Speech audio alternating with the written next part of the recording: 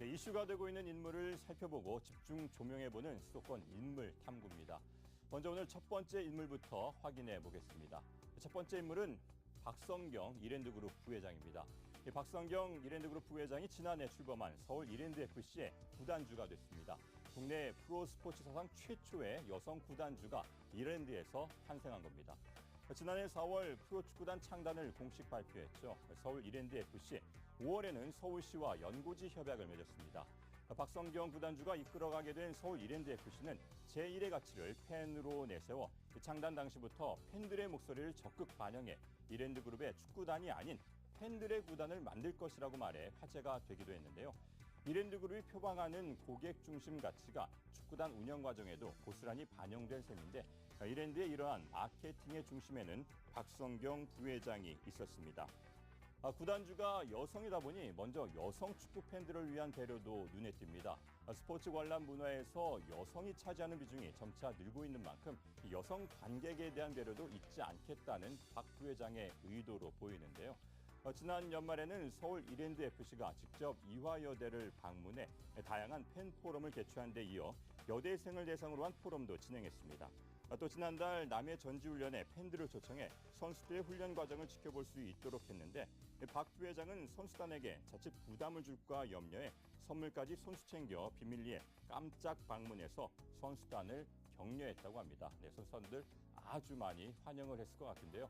최근 공개된 서울 이랜드FC의 유니폼 역시 박성경 부회장이 공들여 만든 컬렉션입니다.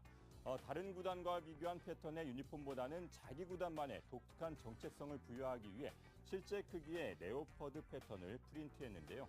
유니폼인 와일드 레울은 표범의 용맹함을 나타내는 와일드와 구단을 상징하는 표범, 연고지, 서울을 합성해 만들었다고 합니다. 박성경 부회장은 서울 이랜드FC가 아시아 넘버원의 인기 구단으로 팬들에게 축구의 즐거움을 주고 축구를 통해 지역사회에 공헌한다는 것을 최고의 가치로 삼고 있다고 전했는데요. 열정 넘치는 박성경 부회장의 특별한 리더십과 서울 이랜드FC의 박진감 넘치는 경기를 통해 한층 더 격이 올라가는 한국 축구의 미래를 기대해 보겠습니다.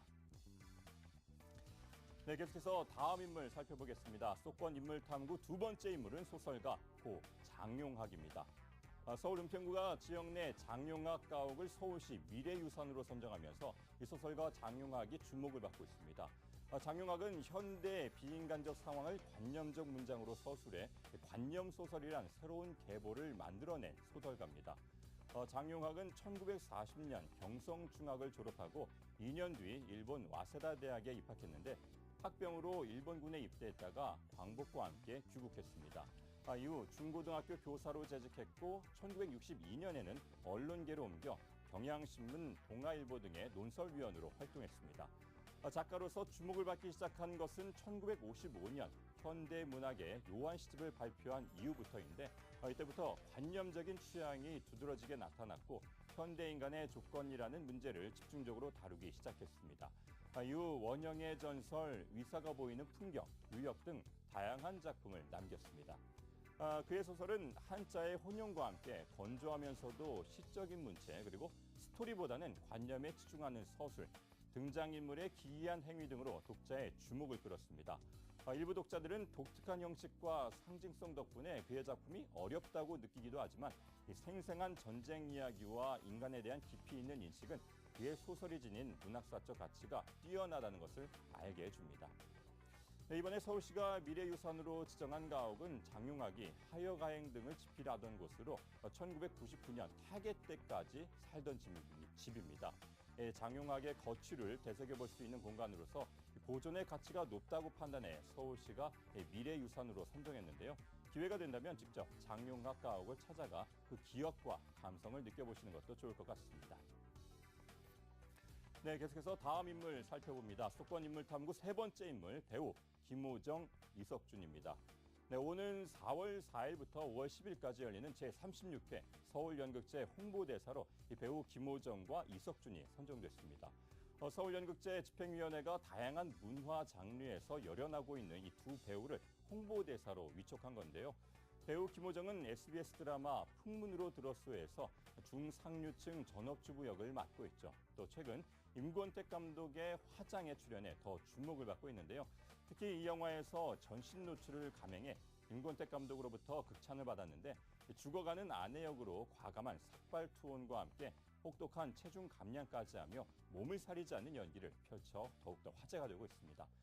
김호정과 함께 서울연극제 홍보대사로 선정된 배우 이석주는 배우 추상미의 남편으로 뮤지컬과 연극, 방송 등 다양한 장르에서 왕성한 활동을 이어가고 있습니다. 연극 썸걸즈를 통해 연극 연출가로도 데뷔를 했는데요. 지난해 서울연극제 서울연극인 대상에서 스테디레인으로 연기상도 받았습니다. 최근에는 김광보 연출의 연극 M, 버터플라이에 캐스팅돼 막바지 연습에 열중하고 있다고 하는데요.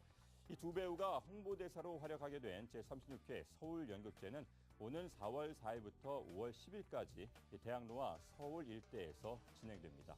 경연 프로그램으로 공식 참가작 7편, 미래야 소사라 11편, 기획 프로그램으로 서울 창작 공간 연극축제 34편, 서울 시민연극제 8편 등 다양한 작품을 만날 수 있습니다.